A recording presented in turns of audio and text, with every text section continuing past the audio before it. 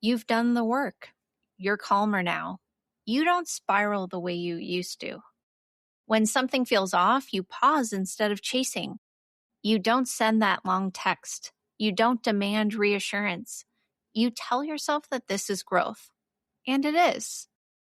But lately, in the quiet that follows, there's this hollow feeling you can't quite name. You look at your partner across the room and think, is this working? It doesn't feel explosive. It doesn't feel urgent. It just feels distant. And your mind starts whispering, I can't do this again. If that sounds like you, stay with me.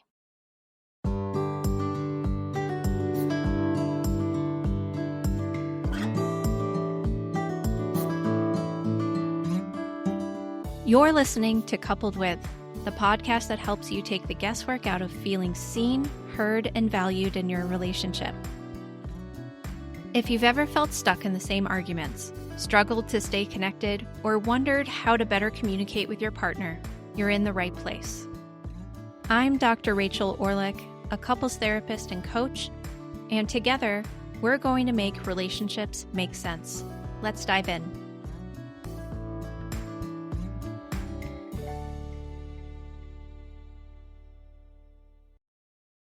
That whisper makes sense.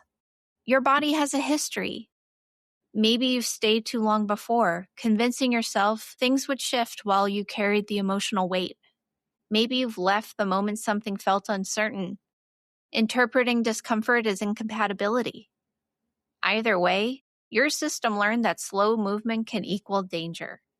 So now, when this stage of your relationship feels quiet instead of intense, your body doesn't immediately register it as safety.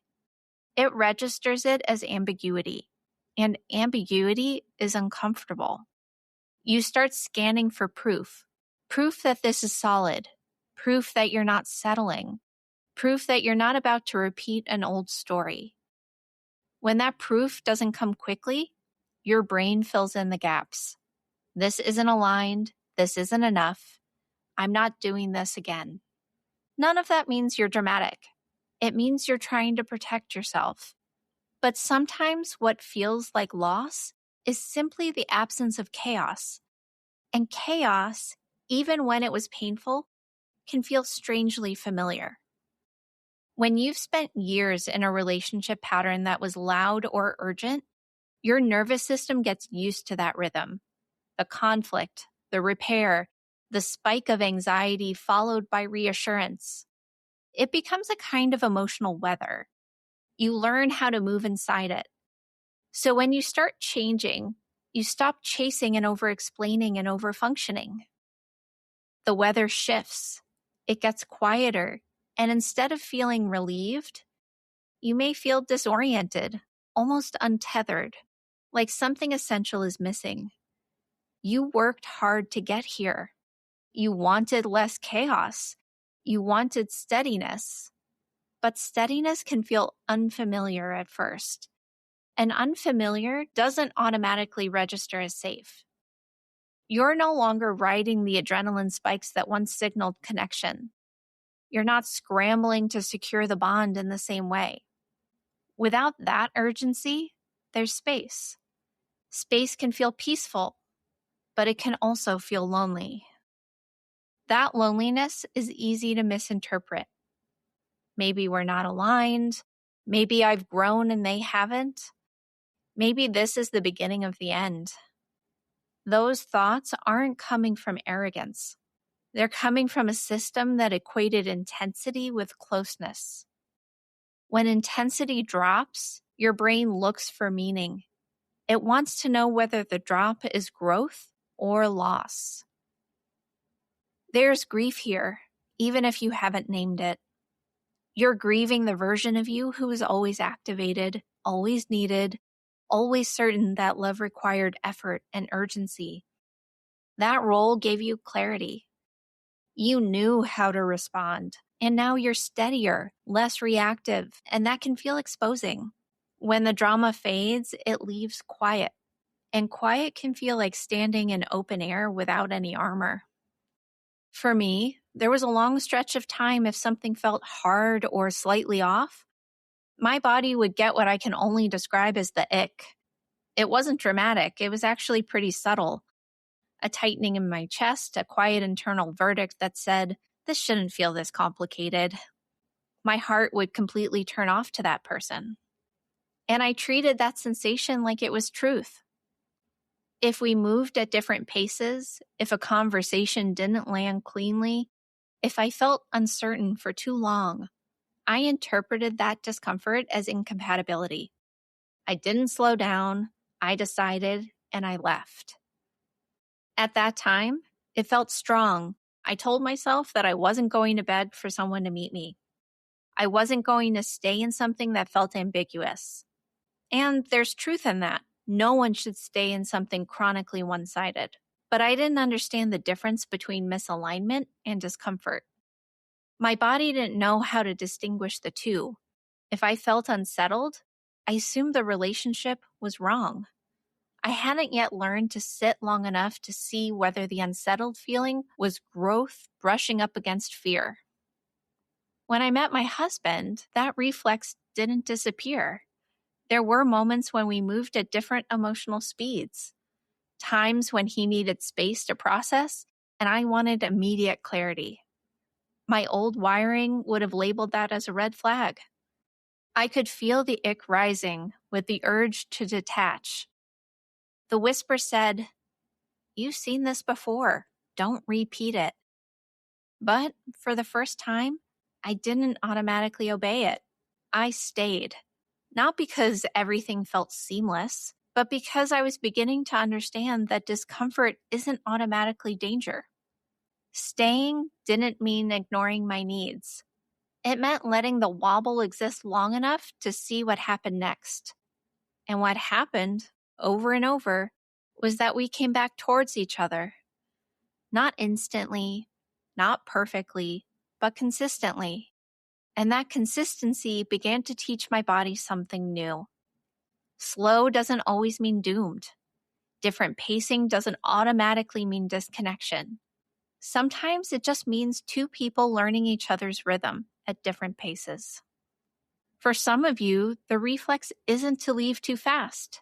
It's that you stayed for too long. You stretched yourself thin trying to make something work. You convinced yourself that if you communicated better or were more patient, eventually things would shift. Maybe they didn't. Maybe you ended up exhausted or invisible. So now, when you feel even a hint of the old uncertainty, your body goes on high alert. We are not doing this again. That voice is protective. So when this stage of your current relationship feels slow, your reaction isn't just about the present moment. It's about memory. A delayed response from your partner can feel like the beginning of a familiar slide. Your mind fast forwards. This is how it starts. I'll be the only one trying. I'll end up alone in this. One misattuned moment, and suddenly your body is bracing for a long, lonely road. There's also something happening on the other side that's easy to miss. If your partner tends to withdraw or move more slowly, it doesn't automatically mean they're content with the distance. Often, especially when they sense you've grown or stabilized, they feel behind. They may notice that you're clearer and steadier, and instead of feeling relaxed, they feel exposed. Shame can creep in quietly. I should be better at this. I'm disappointing them. Shame rarely mobilizes people. It makes them hesitate, and from the outside, that hesitation can look like indifference. So now you're sitting in loneliness, trying to decide what it means. You're afraid of repeating the past. They may be afraid of not being enough. And in that shared fear, the distance can widen. Not because there's no love, but because neither of you feel fully steady yet. Okay, I'm going to pause here for just a second. Because if you're listening and thinking, oh, this is me.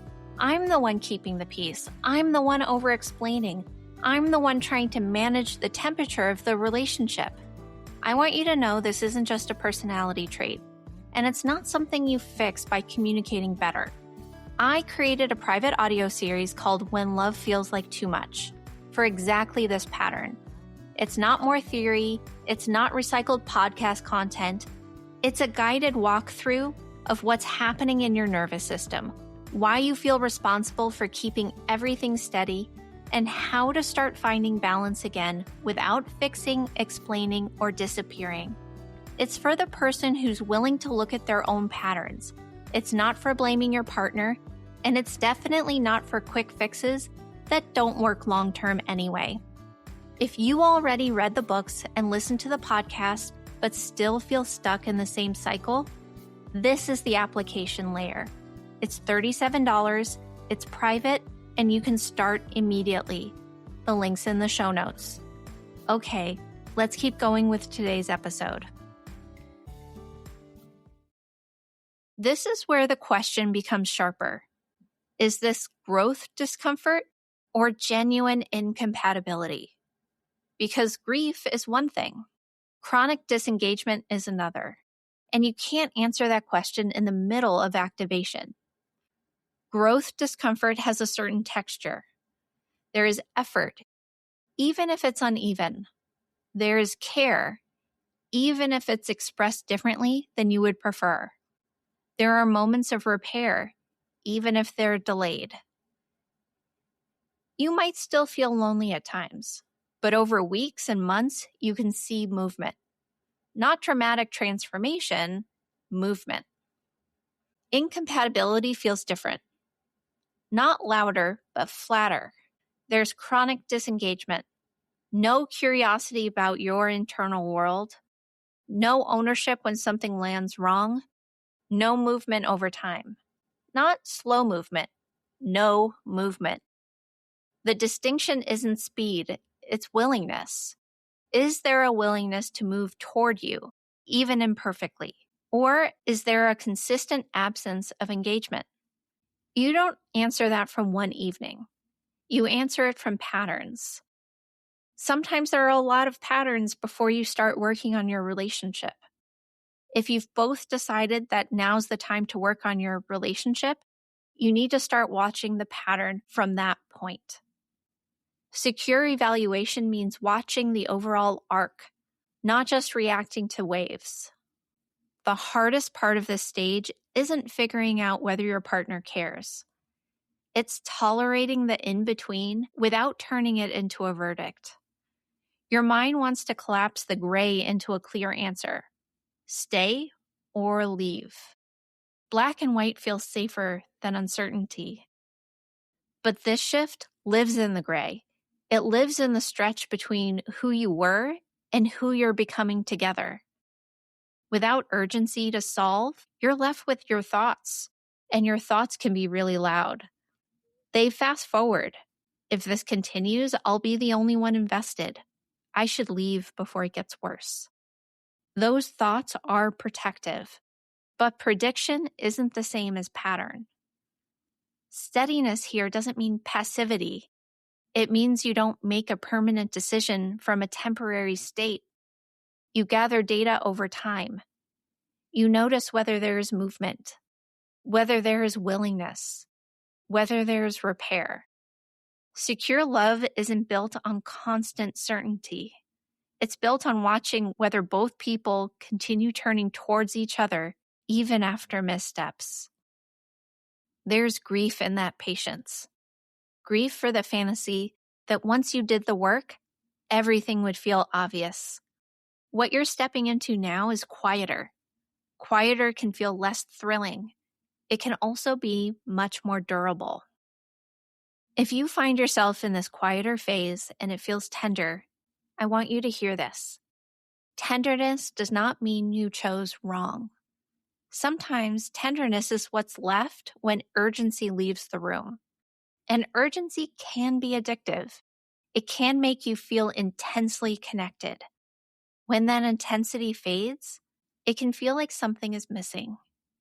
Growth changes you. It changes how you argue, how you reach, how you interpret silence. It changes the identity you carried in the relationship.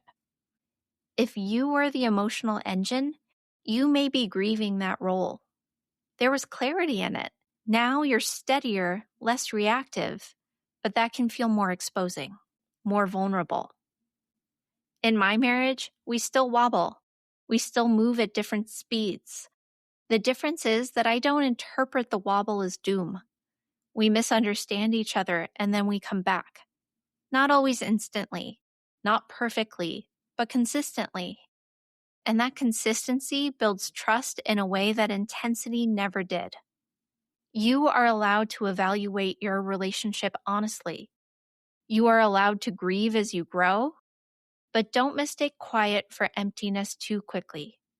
Calm doesn't always feel romantic, but it is sustainable. And sometimes the softest kind of love is the one that lasts. If you want the guided version of this work, my private audio series is linked in the show notes. You can start anytime. That's it for today's episode of Coupled With. Thank you so much for spending this time with me. If this episode resonated with you, I'd love for you to hit subscribe so you never miss what's next. And if you found it helpful, please share it with a friend or leave a quick rating and review. It really helps more than you know. And if you're curious about how we might work together or want more resources to strengthen your relationship, head over to my website, www.drrachelorleck.com. You'll find free tools, podcast extras, and ways to go deeper. Thanks again for listening, and I'll see you next time.